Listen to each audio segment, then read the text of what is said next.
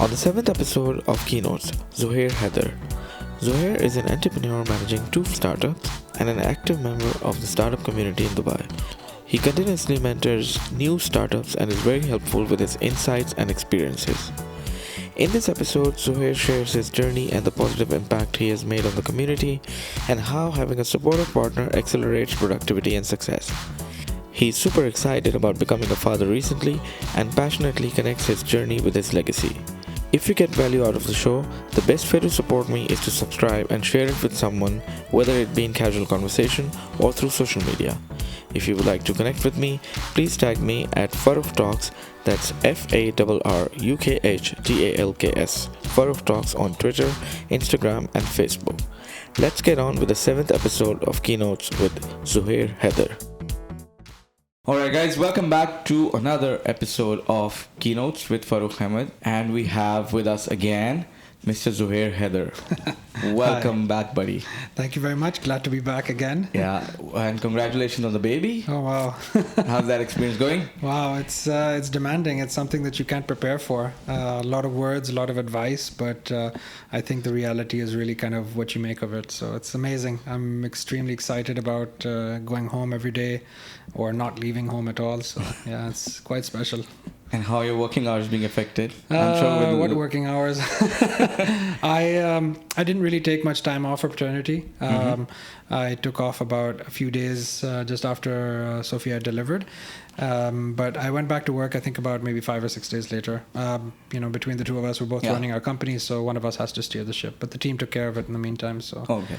So now timings are erratic, but otherwise we're trying. You guys have another startup at home. Yes, startup number 3 together. Oh wow! Okay, yeah. So last time we were talking about you getting in full deep dive and getting 2 startups, one after the other immediately. And now that you have a third one, so how's all of those 2 previous ones and the new one panning out for you? And then we'll go back a little bit into your history of how you got into all of this from a 9 to 5 and all. I think it's about prioritization. Whatever's important for you at that moment. Sort of being able to park things. I think the luxury of being able to run your own businesses also means that you can make exceptions that you wouldn't normally do, especially if you're working a job. So being a dad and an entrepreneur at the same time actually gives me a lot more freedom than I would have otherwise probably had, which is nice because I get to see my baby in the most delicate and unusual times that I probably would otherwise miss because I have to be somewhere else. Right. So I've I've resumed work again, but I think for the first 10 days or so especially, I was just 100% like, what do I need to do to make sure the baby is sleeping, breathing, waking up in the morning, whatever needs to be done. It was just about Dean, our son. And right. So the focus is now it's starting to kind of, because we have help, we've got my in-laws are here, we have domestic help as well. So that helps a great deal in terms of kind of resuming, normalcy in your life as well. But it's not easy, I'll tell you that. It's Yeah, of course. I mean, it's your first time experience, right? Yes. But let me tell you, from a 3-time experienced father, it's never easy. It's going to be the same experience every single time. And it's a long life ahead, inshallah, and then inshallah. Lots of new milestones to come. And so what about your companies? How are they doing? Companies are doing great, actually. So we have 2 startups. We have the one company which is in Pakistan exclusively, which is a food discovery platform. We create content and we're building technology that will allow people to find food that they would actually enjoy eating much faster, much better. It's been something that I've worked on for a very long time, but I'd say that we found new life this year, and it's been great. We've brought some fantastic people onto the board. My team has grown a little bit. We've started to see early revenue.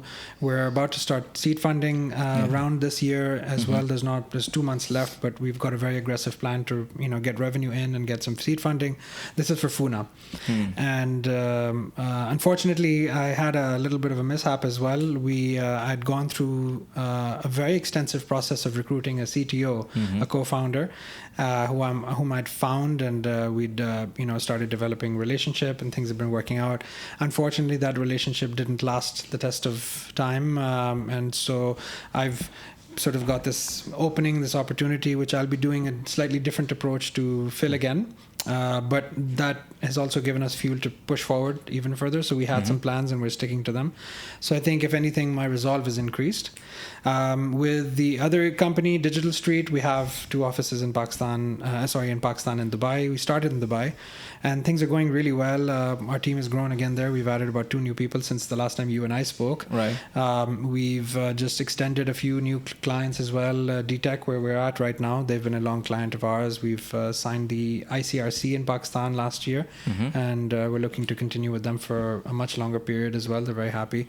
So, things like that have been going well. So it's kind of nice because we're at this point in our businesses now where one of them is just about to sort of find its feet, truly. Excellent. And the other one is, entering a new phase of its own growth, which means that stepping away from it for a little bit of time to be able to take time to be, a father to a newborn is an interesting dynamic because you can actually see how every second of your day has so much value. Right. And so finding that value on a continuous basis is basically negotiating with what's most important at that very second.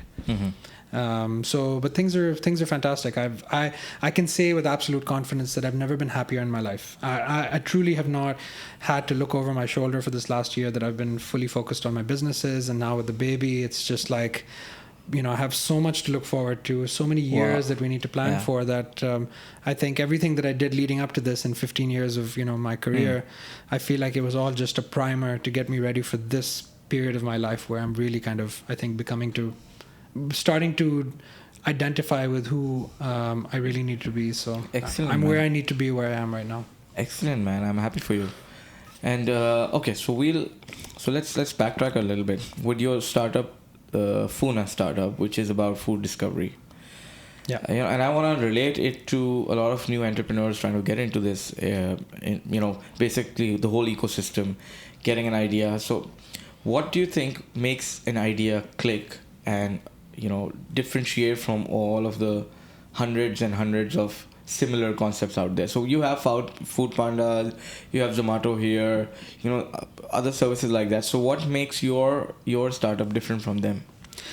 It's an interesting question. I mean, there's a bit of an existential crisis in there, and there's obviously a longer answer, which I'll leave for another time. But I think in a nutshell, from my own personal experience, I think differentiation is not necessarily a single state. It's a perpetual evolution. The term pivoting is such an important term in this space, because just because you start an idea in one shape doesn't mean that's the one that's going to sort of flourish with. You might have to make 10 adjustments or 10 major changes until you find exactly what your product market fit is like. You need a lot of help. You need to have clarity of thought. You need to understand exactly what problem you're solving with some level of clarity. But I think the most important thing is that there are 2 kinds of I think journeys that an entrepreneur can take, and they're not necessarily simultaneous. I think one is where you identify a problem because it exists due to an absence of that being filled because nobody else is doing it, or it's that other people are doing it but they're just not doing it well enough or right, and it's not creating the kind of comfort or convenience or positive experience that its users or beneficiaries should be enjoying. For instance, fast food is is a very common business model. A lot of people are entering it. It's usually the starter model for a lot of businesses that don't want to open up a restaurant. They'll do fast food delivery, for example, and a lot of people think that doing cheap and easy and quick packaged food is very easy to do, but there's a lot of complexity behind it. I think what people don't realize is that, especially in the food business, there's a lot more. It has a lot more to do with business process optimization than it does with the actual product or commodity. Of course, there's a sensitivity because of shelf life and all. So I think for a lot of people entering any kind of an entrepreneurial ecosystem, I think it's really important to kind of understand what is the problem that I'm trying to solve, and is this a problem that has been attempted to be solved before, or is it something that I'm doing for the first time? Importance between those two is really that if somebody else has done it, what can I learn from their mistakes to try and do it better? And if it hasn't been done before, you have to realize that you're actually going to be climbing a very steep hill entirely on your own with a very heavy boulder on your back. And the moment you reach the top, somebody else is going to just take it away from you. And so you have to constantly reinvent yourself, and you have to be prepared for all kinds of weathers and conditions. It's a lot. It's not hard. It's not easy at all, of course. It's not glamorous at all. A lot of people seem to think that, you see somebody on the other side of success, they've raised money, or they've hit, some business success. Or they've hit some crazy sales that, they've done it, so then maybe I could do it as well. And I've known that person. I went to school with them. Like everyone has a different sort of composition. And I realized is that those kinds of people are, they're missing out on the hard work that took to get there. A lot of what they say is a lot of overnight successes actually took like a decade to get there. And the truth is that they actually do. I mean, the iceberg effect. Yeah, exactly. The iceberg effect. I mean, Funa has more than a decade of a story, but it's not something I'm going to talk to investors about, because then they'll be like, well, why hasn't it succeeded yet? It depends on how you define failure and success, but if you do it in black and white, then you have to be resilient. You have to have a lot of grit. You have to be willing to take a lot of criticism, a lot of negativity. People are going to say things to you that they don't necessarily mean to say to upset you, but it's that I think a lack of vision may actually become your biggest enemy. A lot of people don't share the ability to see past, what they understand as the reality of their lives. And you need to be bigger than that. You need to be stronger than that. You can't have pride. You can't have ego. But you have to have a lot of stamina and a lot of patience. So both your startup companies, let's talk about your other company as well. Both your companies, I mean, it's not like a huge new invention that's going on. No. But like you said, the differentiation bit is there, right? So your other company is media based, right? Yeah, it's a digital brand. It's a brand marketing and digital agency. Yeah. And we do see, a lot of people get into this space, whether it's people start as a freelancer also in this space, and then there's tremendous amount of companies here. So the important part is for people to understand that failure is an extremely important part of your success. And then how you get out of that situation is what matters, right? So would you want to share some big failure points that came in through your entrepreneurial journey, and then how did you get out of them? I mean, some of them are really, really backbreaking, and some of them, you just want to, I mean, for me, with my podcast setup, a small, I would say hump in the road almost made me quit while I was just starting. So, but then how do you get yourself back up? So I think there are two significant failings that if I was to look back and say if I did things slightly differently or very differently, what would they be? So I think the first one would be that I started with too low a price point. To the advice of somebody who I know really well, when I was starting out, asked me, almost ridiculed me and said, how are you going to be building a business asking for such little money? And my philosophy was very simple, that, if you can get people to look past the cost of something and they latch on to the quality of the service that you're giving them or the product that you're going to be selling them, depending on what you do as a business, then the value will automatically reveal itself. But the problem is that that's the slow road to China. You're going to take a long time to actually be able to sort of realize. So you either start off as a budget business because you plan to stay a budget business, because if you're switching from budget to premium, then it's a very difficult thing to do. And where we started off as a very budget oriented business, and now we're actually a very premium business. And we made this transition over a 2-year period with very conscious decision to scale back on the number of businesses that we service and to scale up on the cost that we charge for those things and dive deeper on the quality of skills that we hire to offer those people. So we have extremely high quality, very talented, extremely carefully selected people who work with us. They either show promise or they have great experience and they have even greater vision to be able to support us. They buy into the business. So I think charging too low was probably one of the big mistakes that we made in the beginning, that it took us too long to get to the premium point that we should have been at the first place, because that's where we were destined to be. And I think the second thing, which is not really, I wouldn't say is a one-off failing, I think it's a perpetual problem that we deal with because of cash flow constraints and because of market dynamics. Being in the service industry, you're dealing with a lot of limitations because of your ability to be able to pay for things. And while many people might see money as an enabler to a better life, for me it's always been a tool. It's just like a wrench or pliers in your toolbox. It lets you do a job, right? How much or how little you have is really just about having a better tool or a less better tool, really, you know, one that breaks quickly, for example. If I have more money, I'll hire better quality resources. Maybe I'll pay the ones that have more money. Maybe I'll hire more resources. Maybe we'll have more office space. But what I do know is that it'll allow me to do things without having to think twice or three times about what I need to do. So one of the big challenges that we've constantly faced is being able to meet our monthly expenses. And it's a reality. I mean, people don't talk about it, but the problem is that running a business requires money, and money is something that is hard to come by. It's funny. We have clients who don't pay us for 3-4 months at a time, but we still have to continue working with them, because if we don't, then we might lose that business.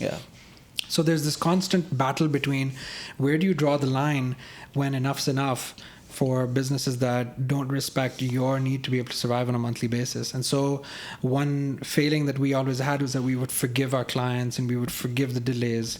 We've stopped doing that completely. We've changed our entire sort of financial model to find ourselves closer to re-profitability. We hit profitability in the first year and a half that we started the agency. Excellent.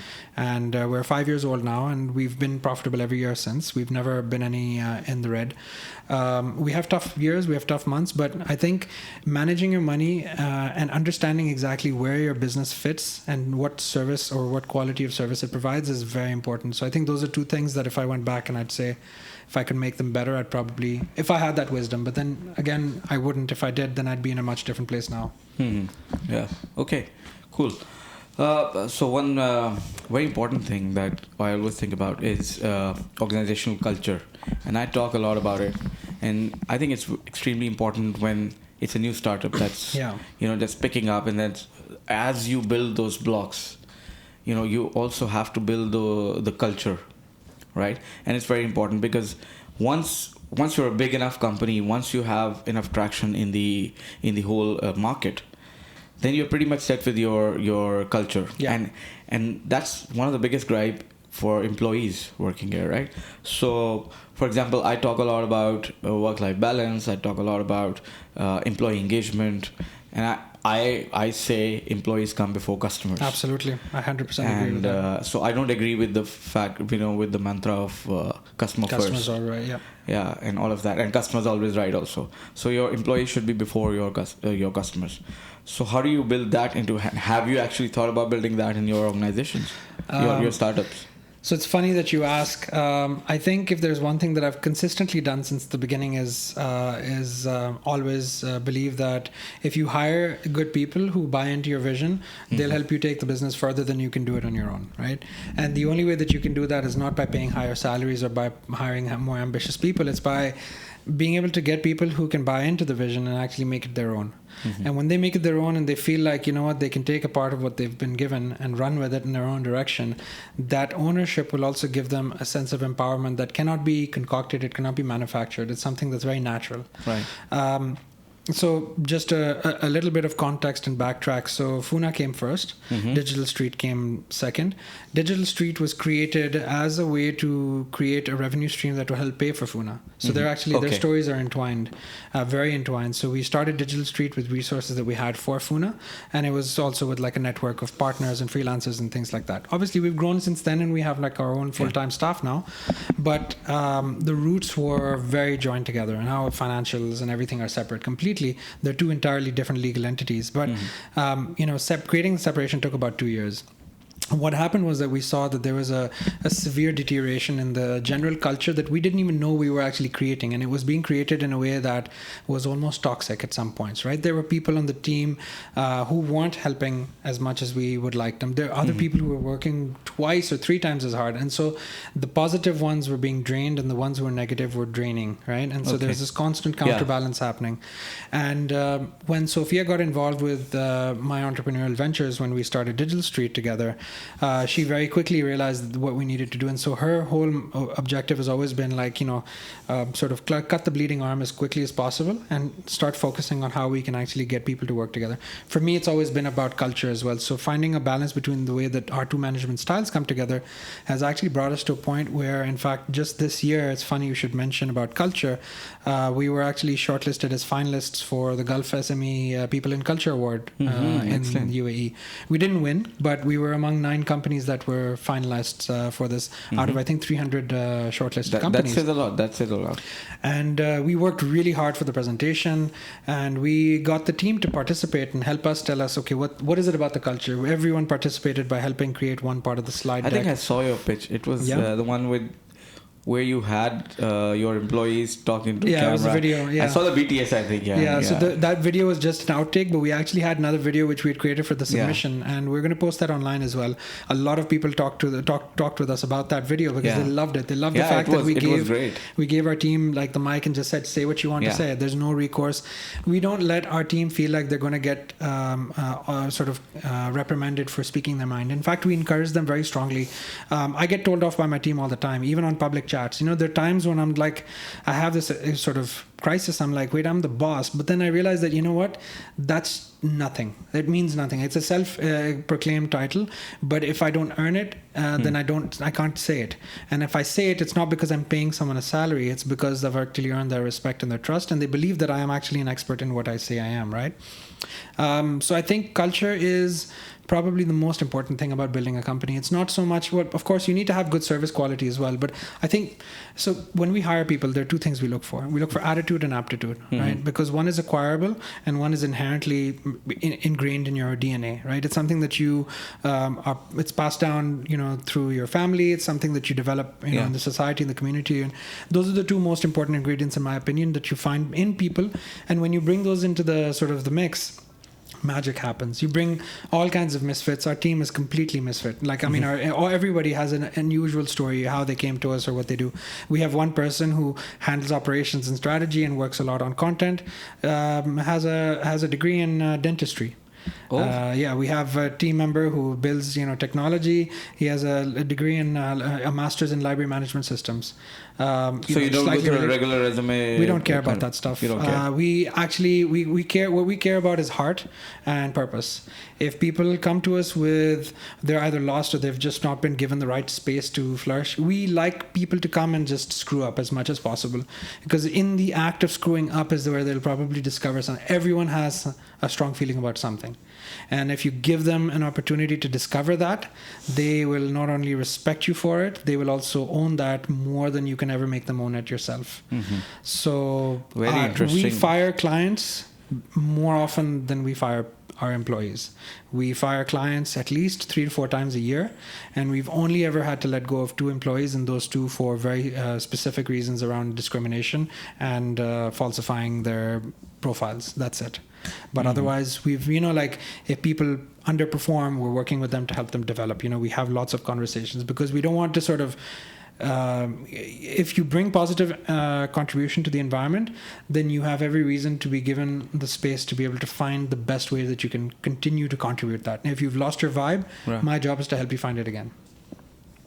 Interesting. And I think this is something that a lot of established companies should learn from, because this is one of the biggest gripe that employees have. I mean, you're not always welcome to express your opinions. You're just supposed to follow whatever you're asked to do, right?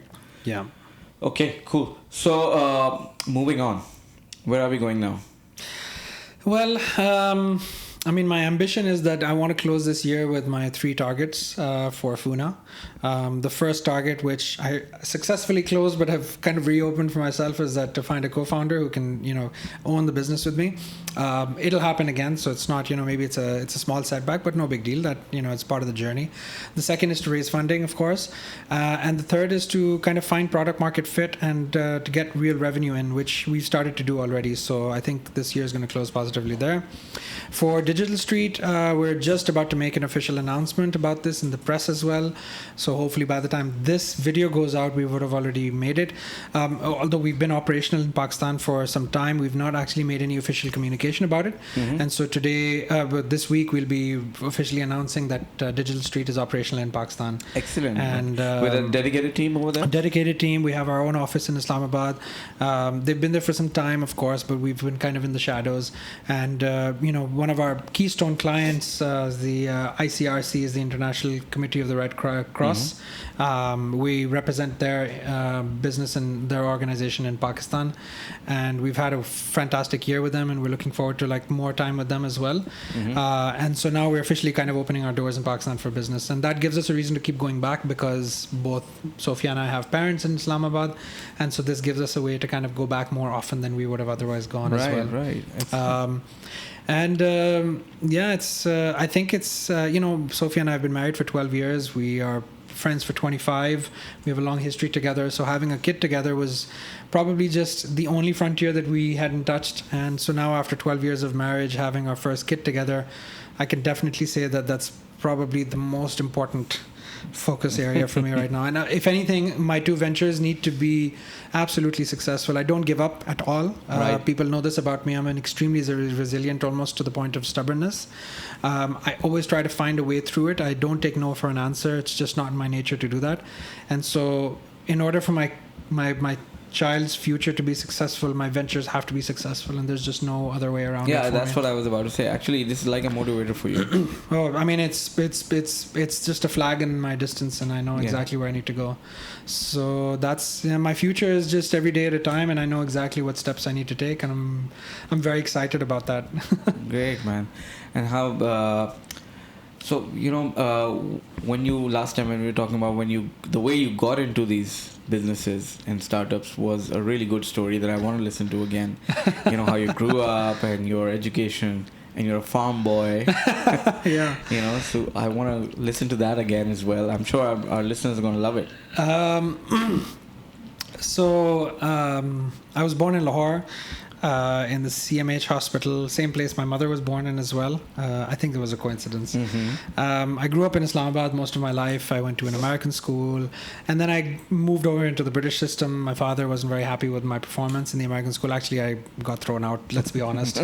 I wasn't a very good student in my career. In fact, academics has been my worst enemy. I was always that kid who got that report card which says, Zohair has the potential too, but ... I was that guy. I got my undergraduate from the US. I went to Bucknell University, which a small private school in Pennsylvania, close to my family in New York, which again was a way to kind of keep me in some peripheral vision so that I don't fall off the wagon again and again. I came back to Pakistan in 2004, and I tried to start my professional career, and while I was waiting to get my first job, my dad has some small piece of land which my mother had actually originally bought back in the early 90s, and which had over the time grown. And so I thought, while I'm waiting for a job, I might as well go and sort of do something useful. So I learned kheti badi, farming. Like the actual kheti badi. Actual real kheti badi. I learned how to, how to sort of part the land, how to plow. I don't even know the names how of to put seeds, those tools and all. Yeah, I mean, I don't remember a lot of them now, but just understanding the basics of what the natural process of growing something, right? Understanding the difference between seasonal and annual crops, and so I learned a lot about a lot of stuff. I learned about trade. I learned about farming. I learned about pesticide. I learned about nature and things like that. That really played that gave me a vital set of tools that I used for a long time after that as well. I got my first job with Nortel Networks. It's a disbanded company now. Had a great time with that. But then in 2005, late in October, I think October 8th, there was a devastating earthquake in northern Pakistan. And 2008 or 2005? 2005. 2005, October 8th. October 8th, I think it was October 8th. And I was sleeping. I woke up, rocked. We heard about a devastating collapse of a building in Islamabad, and we were so traumatized by that. We'd heard about people dying, and it was just such a horrific thing to imagine that right in your backyard. And it wasn't until later in the day that we started getting news about what had happened in the northern areas. And what happened in Islamabad was a fraction, if at all, of what happened. 3.5 million people lost their homes that day, completely displaced. And that day, me and some friends of mine, we were like, what do we do? So we were sending SMSs to each other. This became a little bit of a local sort of a fairy tale story as well, because a lot of blogs and articles and newspapers picked this up. BBC even picked this up. We were just like, how can we do something, right? It was just me and the crew who plays rugby. And so we just sent out messages to friends and said, hey, listen, we're going to be doing a little drive to get stuff together, some food and things like that, and we'll take it up. I've got a pickup truck. We'll borrow somebody else's and we'll go up. By the end of the day, we had so much stuff, we actually had to rent 16 lorries to take stuff up. It was incredible how people came together. I think everyone really was looking for... And we saw this throughout Pakistan, right down to Karachi. I was here in UAE at that time. But then, from here also, by the way, we collected a lot of stuff and money as well to buy stuff and send back home. Yeah. From here, from within our, not the entire bank, but just in my department and a couple of other departments. From here, we were able to source out, I think, 2 or 3 containers. Enough money to generate. That's crazy. For 2 or 3 containers to be sent out. For and blankets, there's a lot of medicines. Stuff coming, even from the States. I mean, people are sending things over, and it was an interesting time, because I think after a very long time, Pakistan was kind of united over a single cause, that it was free of bias and religion and race and all of that stuff. And it was terrible, but it was also kind of wonderful in the sense that it brought people together in a way, in some sort of unison that was really needed at the time. So I took a 2-week sabbatical from my work, and then eventually I just became a permanent break. I took off from Nortel and I got a job with an NGO to basically do relief work for about 6 months full time. And that went on. I saw some really tragic stuff. We were our truck was actually the first truck to enter Balakot, which was the most devastated area where the epicenter was. We were the first truck to enter Balakot right after the road was opened up by the FWO. I still remember, like 5 a.m. We'd been there like 8 hours. There were hundreds of cars and vehicles queued up behind us, and we were the absolute first car on the row. And as soon as they let us through, it was like something you just cannot imagine. It was too real. A reality that you just can't, and really, like, it shook you to the core. I learned a lot of stuff about our country as well, in a way that I think it kind of broke my heart as well. Like things about poor people. You think that everyone is affected by something, is going to get up and do something, but unfortunately I've seen the lowest of low things happening as well. Talk about that another time. But anyway, so I while I was working at the NGO, then I met with the CEO of Acumen Fund back then, Jacqueline Novogratz, who was visiting Pakistan for some opportunities to see about setting up Acumen there officially. And so I became their tour guide, and one thing led to another. We got into great conversations, and then a few months later they offered me a role to come and work with them in Karachi. They were setting up the office there, and they had already some housing projects in Punjab and other areas, Saiban, and some other projects as well. And they were looking at like scaling up their Pakistan business. And so they wanted me to come over and take a 2-page concept note, which was basically a agri-tech company. It was like a drip irrigation business, which was working with poor farming communities in interior Thar, in Tharparkar, which is neighboring Rajasthan in India. And so I had no idea. I hadn't been to Karachi since I was a kid. I knew nothing about farming except for that 2-month experience that I had, just kind of flailing around and trying to figure things out. So I thought, life is full of mystery. Why not just be a part of that, right? My wife, at that time, we'd just gotten engaged, so she was leaving for the US to do her master's from Rhode Island School of Design. She'd just gotten a Fulbright scholarship, which was quite cool. Yeah. And I figured, like, if I can do something useful in my life while she's actually, going and becoming a success, this would probably be it. And so I took the job, and I went off to Karachi, took 2 bags, and I just figured things out. A year and a half later, they successfully raised $500,000 of investment. My job was to build the company, to hire people, to build the brand. So you got that flavor of starting. Yeah, that was my first real, I think, sort of wholesome experience in building a business from the ground up, understanding the intricacies of everything. And then, unfortunately, for personal reasons, we couldn't continue our lives in Karachi. We'd just gotten married. It was about almost 2 years later after I'd moved to Karachi. And then we moved back to Islamabad. Had to start all over again. It was a pretty traumatic shift. And then I got a job with this fintech startup out of Lahore. And we were doing some really cool stuff. We were going to launch the first real mobile payment technology in Pakistan that would have actually addressed a huge need for the bottom of the pyramid. We were given SMS-based payments. Unfortunately, the company tanked. It didn't really succeed. But I made some great contacts. I met with somebody who was a senior person at China Mobile at the time. Mm-hmm. And because of him, then I landed my next job, which then opened up a huge doorway for me. We basically joined this telecom operator in Pakistan, launched one of the most successful internet operators in Pakistan, wireless companies, Y-Tribe. And, my career flourished there. I started as a glorified assistant for the CEO, and I grew to become like the head of digital and led all of their communications and all their marketing effort online. And that then took me to the group office. And then from there, I was in Doha for a little while. Then I got this great opportunity to move to Dubai with the British Council. Mm-hmm. And they asked me to come here and lead a digital transformation project across South Asia. And I was fortunate enough to get a placement in Dubai. Mm-hmm. So that gave me an opportunity to travel. I had 7 countries under my belt, which I was responsible for in South Asia. Some very interesting, complicated countries: Iran, Afghanistan, Pakistan, Nepal, Sri Lanka, Bangladesh, India.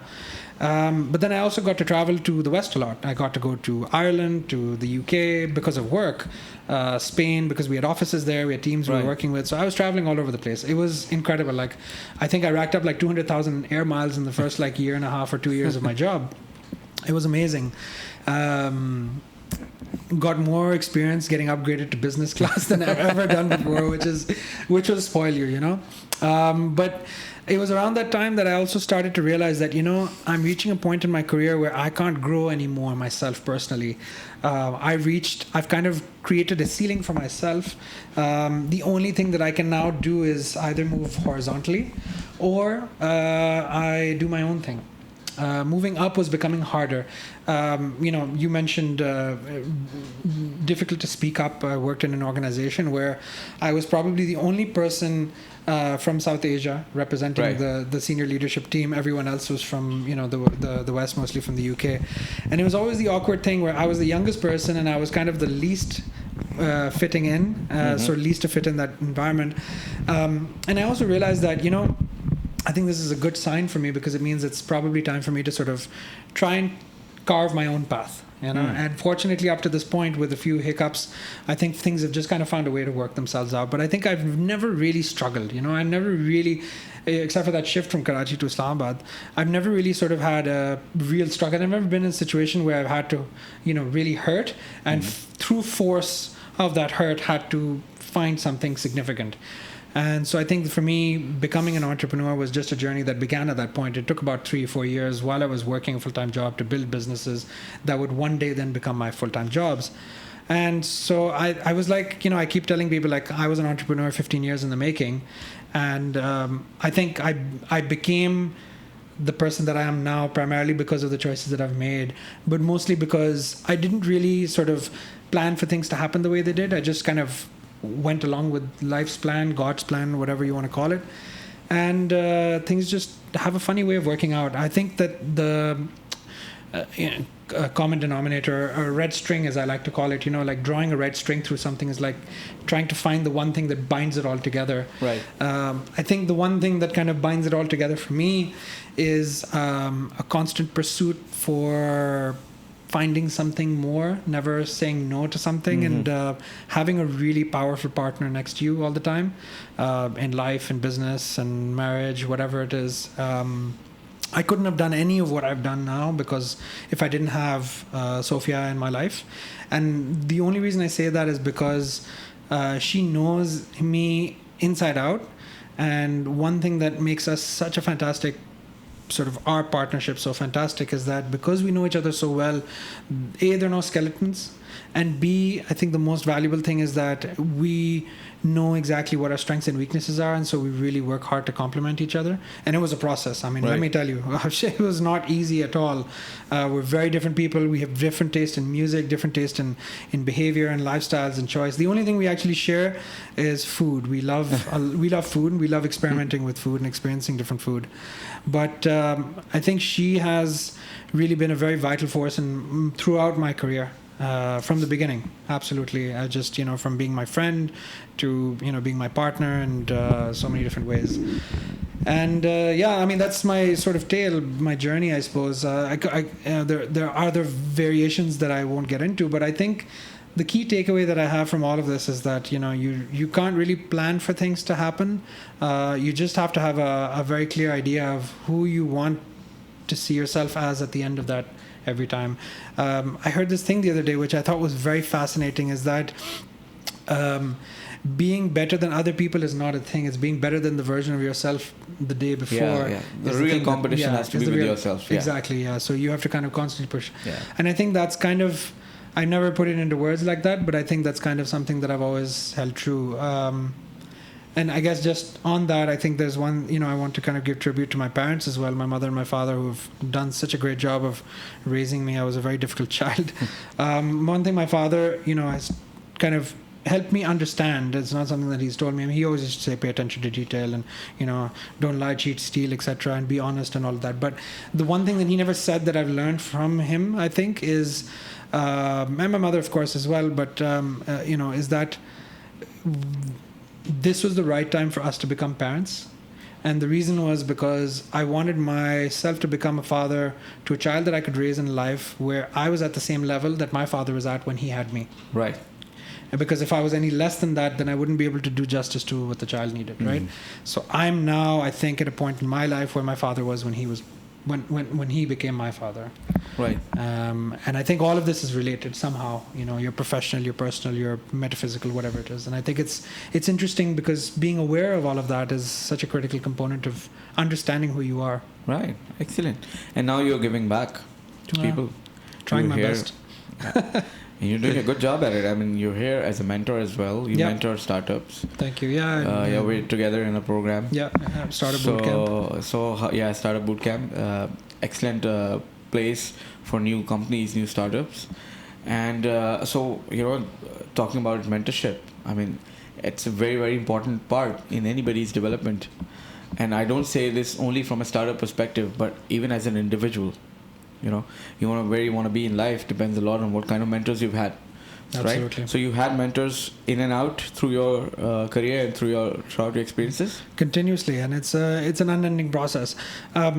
It's, again, a very interesting thing that you brought up, and I have a very interesting take on a mentor. It's a very short one, is that maybe this is just my learning from it, but I think that the idea of mentoring is different for you when you're in a corporate environment and you come with this sort of high and mighty kind of, I have all this experience and I wear a suit and a tie and I know all this stuff because I get a steady salary, to here's a fledgling startup who probably needs some words of wisdom from me.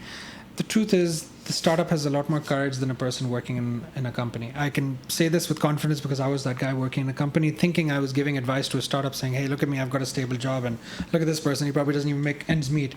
It's a terrible place of power to be in, because you don't realize that being a mentor is when you're at an equal footing with the person that you're mentoring. Your mentee and mentor relationship are probably the one sacred relationship where you don't have to have an intimate relationship with someone to respect them equally so that they can respect you back as much. And I think that the whole relationship dynamic is based on and optimized for those people who realize that I have just as much to learn from them as they have to learn from me. Exactly, yeah. It's a two-way relationship. It's a complete two-way street. You cannot come with any sort of preconceived notions. You cannot come with an ego about, all the experience that I will bestow upon this person, right, and how advantageous it will be for their startup and I can take credit. It has nothing to do with that. I think a lot of people that I meet who I mentor have much more experience than I do. in whatever they're doing. I think they have a lot more courage than I do. I think that they have really kind of figured out who they are. They're just trying to find a way to make it financially lucrative. Right. Having judgment in that relationship is not good. But when you remove all of that bias and you remove all of those things, I think that being able to, I think for me to mentor people is a privilege for me, because I think I have the opportunity to hear somebody's story about their struggles and actually apply a lot of those learnings to myself and share with them my own struggles. Right. So, I think we all have mentors in our life. Some are declared mentors and some are undeclared mentors. I have people in my life who have been mentoring me. They might not even realize that, they've been like silent superheroes in my life. And I might have been doing the same thing for people who never really called it out to me as well and said, hey, Zohair, you're my mentor. It's kind of weird when somebody says that because it kind of makes you feel awkward. So don't say it and we're good. But I think that the idea of mentorship is, it's a really special, it's that one relationship that is outside of your friends that you can choose and the family that you can't choose. Right. But it's the only other entity that you consciously bind yourself to and trust that they will give you the right kind of advice and guidance to help you make the best choices to become the best version of yourself without anything to gain except for maybe a smile or a pat on the back or maybe an opportunity to say, hey, you know what, that person helped me get a little bit further ahead. That's the amazing part of being of the mentorship and mentor-mentee relationship. It's a selfless kind of relationship, especially from the mentor's perspective. So you're not expecting any financial gain or any kind of gain out of it. You just you're happy seeing people succeed. Yeah, I mean, ideally that's the way it should be. Of course, there is, let's be honest, like there is something to be gained. I mean, it could be that you're advising a startup and the startup values your advice so much. They're like, you know what? Here's some equity, come on my board. I did that. That might happen or might not. And it's a wonderful thing. But you're right that it's not about going into that relationship expecting, because again, it's a thing about preconceived notions. If you go in there preparing to gain something from it, then you've already lost the plot, right? Yeah. The whole point is to go in there selflessly without any requirements, any conditions, and say, you know what, I'm a clean slate. You are a clean slate. Let's build this slate together. Right. And it's a great thing. I think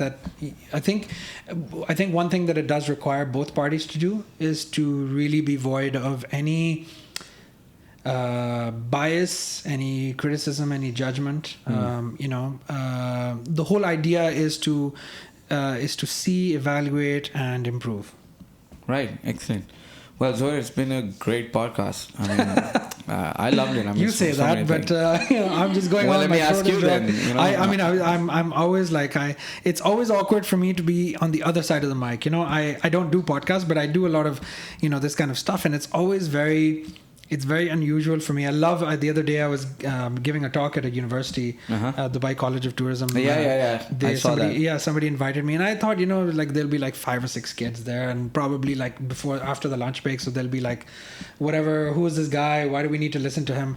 I walked into a room and it was literally like full. It was like 40 kids, a really cool classroom, and they're all so attentive. And I was like, what is it that I'm saying that's so interesting? I'm boring myself. I'm yawning right now.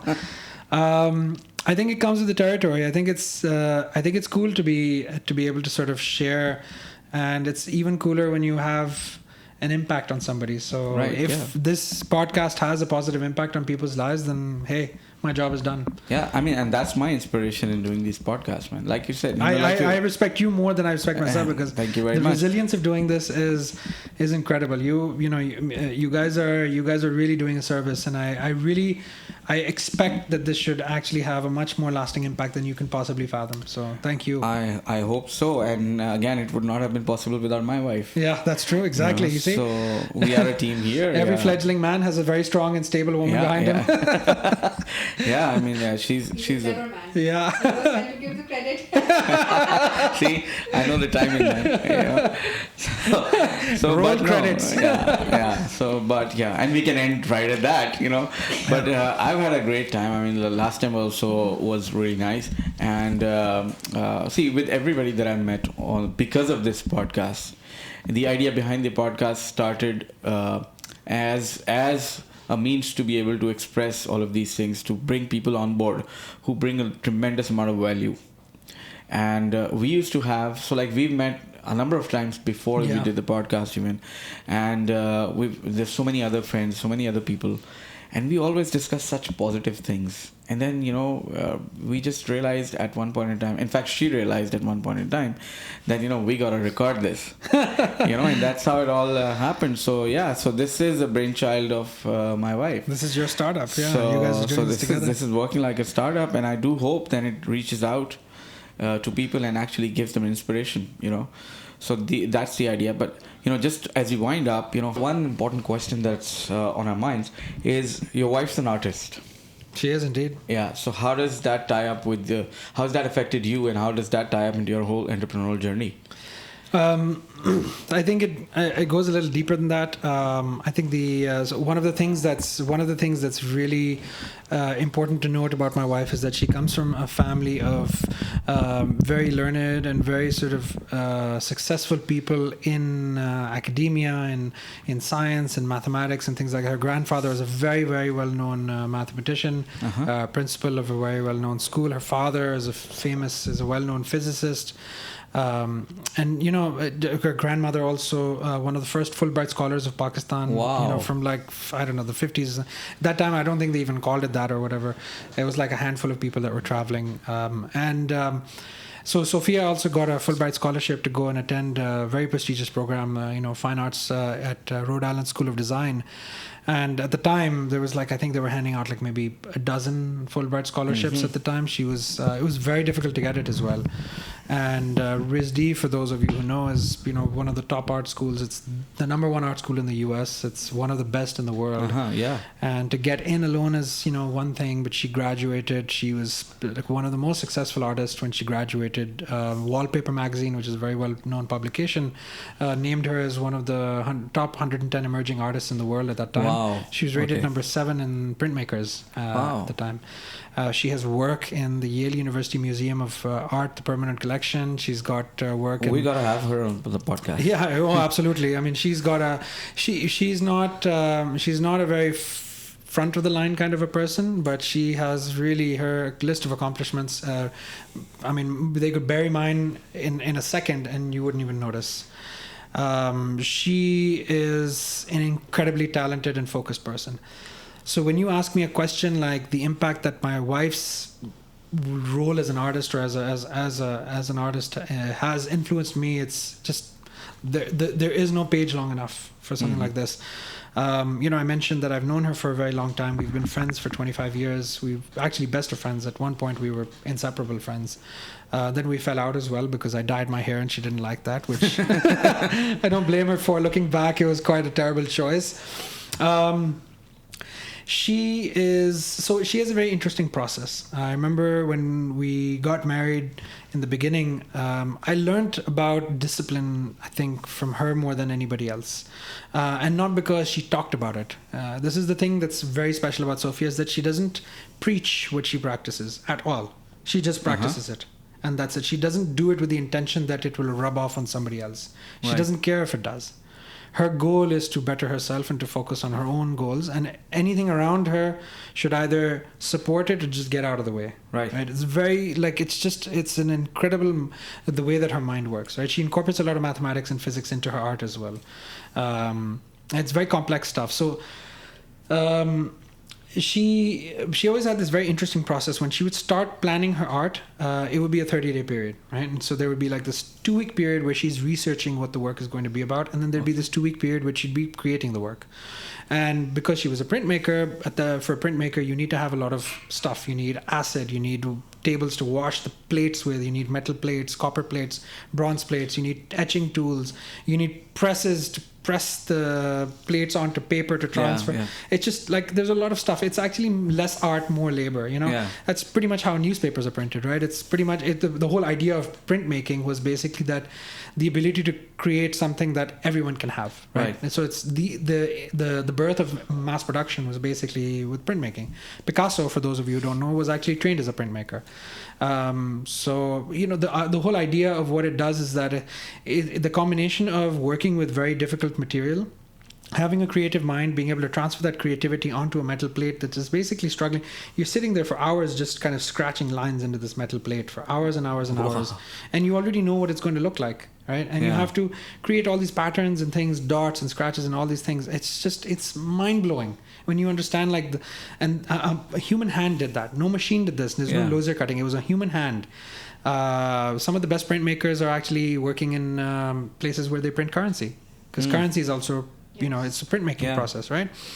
So I learned all of this stuff because I learned the art of what she does, right? So it's not just art, but specifically this. But she also then had to transition. So the thing that was actually valuable about this is that because she didn't have the tools and resources after university, she had to switch her medium, her method, right? And so she went into mixed media and she started working with other materials and other kinds of methods, sketching and drawings and things like that.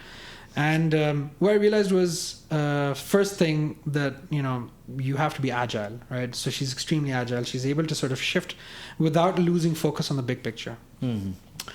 I think the other thing is about, as I mentioned, discipline, is that, focusing on having a plan of action and seeing it through absolutely to the end with consistency. There would be times where she'd work 3 weeks into the plan and she'd discard the work that she made. I'd be like, what? I mean, put it up in the living, put it in the bedroom. I'll put it in the bathroom. I don't care. She's like, no, I don't want to see it. The other thing is she doesn't like putting up her art in the house because you're your worst critic. So she doesn't like to have work up because then she'll constantly look at, I should have done that or I should have been like this. So for the longest time, now we have art in places where she doesn't really go a lot. But she never ever, it was a rule, once the art was made, she just wanted it to be forgotten. She wanted it to go to someone or be in some place.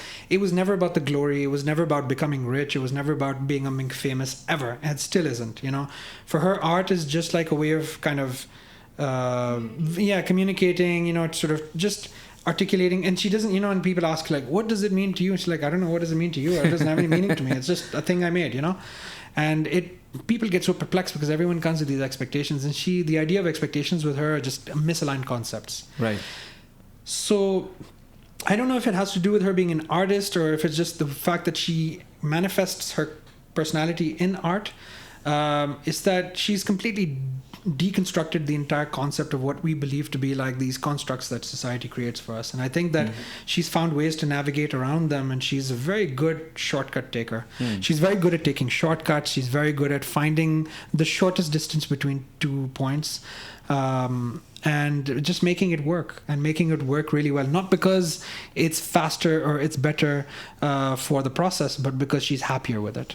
And I think her satisfaction the meaning of satisfaction is something that I think I've really kind of taken a lot from. So, to answer that question in summary, I think, like I said, it's an incredibly long list, but if there's one thing that I'd say, probably the most valuable thing, is that, you can start your journey in one place, you'll end up in an entirely different place, but there's always going to be something that's going to connect them together, and that's basically you. And as long as you stay true to yourself, which is, I think, what she has helped me do, is stay true to myself, because she stayed true to herself, not because she wanted me to, because it's just the way that she's composed.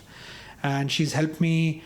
I used to be a very jealous person. I used to be a very angry person. I had serious temper problems.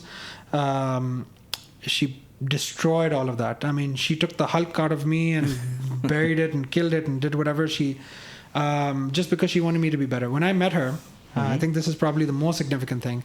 When I came back from college, the first time we met, just before, the whole romance thing happened for the first time, actually, I was a little bit over 200 pounds. I was a 200-pound gorilla. I had just come back from the U.S. And, I was a very skinny guy when I went to college, right? So came back, I was overweight, I was bloated. All the colas, all the Zappolis, all the pizzas, all the late nights, the gaming.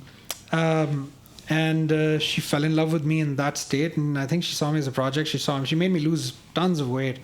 But she saw past all of the facade that I'd kind of padded on myself, And here we are, almost 15 years later. We were engaged for 2 years as well. I wouldn't be half a person if it wasn't for her. So I don't know if it has to do with her art anymore. Does but she make you go to art galleries? She doesn't demand it or insist it. I go if I want to. I actually want to be. Do you have an understanding for art? Yeah, Do you absolutely. see it through her eyes? Yeah. Do you understand Does that has it made a difference? Huge. I mean, and she doesn't give me her eyes. She doesn't ask me to look at things from her, but she doesn't have a point. She just looks at, when we go into an art gallery, we go to museums everywhere. We travel the world. One of the most important things is we've got to go to a museum. But whenever we enter a museum, there will be a natural point at which she will go a certain direction. I will go a certain direction, and that'll be that. And we'll meet again later on at some point, and it'll just be an interesting, we might meet and continue our own separate paths, or we meet and continue walk. Usually when we're meeting, we're probably about to exit, because what I think, actually, you raise a very interesting point. Find your own path. That's what it is with her. I think it's that you do your thing, I'll do my thing. And when our things overlap, then we can talk about it and we can share it. Otherwise, we'll have some notes to exchange. But don't make my path your path, and don't make your path my path. And I think there's a much deeper lesson there. But that's, I mean, it's, like, go and experience the art in the way that you feel like it touches you and it affects you.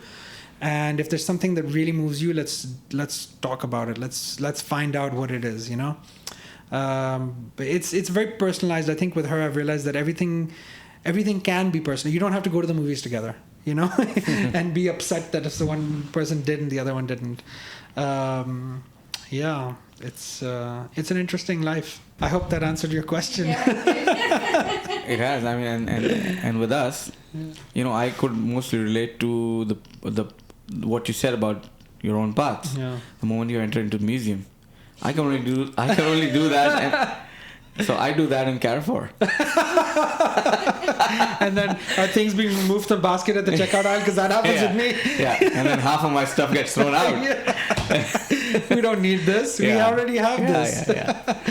Yeah. But very interesting, that man. Too. All right, guys, this brings us to the end of the podcast. And like we were just talking, we had a great time. And I'm pretty sure that the listeners will have a lot to take away from this podcast. If you get value, just please share this across in your network. And that's going to help us grow as a community and as a podcast to bring this content out to as many people as we can. You can always get in touch with me at Farrukh Talks. It's FARRUKHTALKS on all socials at Facebook, Instagram, and Twitter. And of course, with Zohare. Would you want to I'm on Instagram and Twitter at JJBAYBEE. Funny story behind that, but maybe for another time. Yeah. People always ask me, what is that weird spelling? And Zohare on LinkedIn. I'm happy to connect with people, happy to share advice, and any general help that I can give, I'm happy to give at no cost, of course. Great. All right, guys, stay inspired, and we'll see you in the next one.